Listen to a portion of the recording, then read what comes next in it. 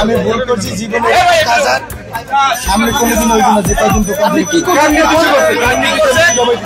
আমি মরামুখী জবে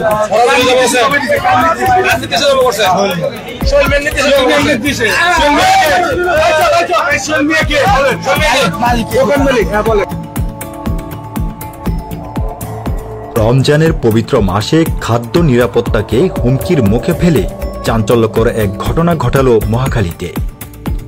স্থানীয় একটি মুরগির দোকান থেকে মরা মুরগি বিক্রি ও ফাস্টফুড চেনগুলোতে সরবরাহের অভিযোগে জনতার হাতে ধরা পড়েন বিক্রেতা।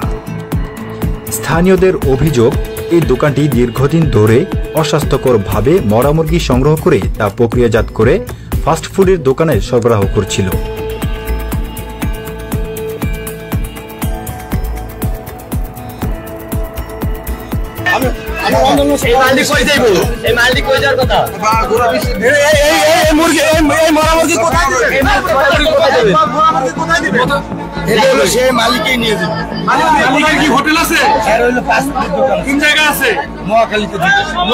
রমজানে ইফতারের আইটেম হিসেবে এসব মুরগির চাহিদা বাড়ায় ঘটনাটি প্রকাশ্যে আসে। ক্রেতাদের একাংশ সন্দেহ করলে ঘটনাস্থলে ভিড় জমায় সাধারণ মানুষ।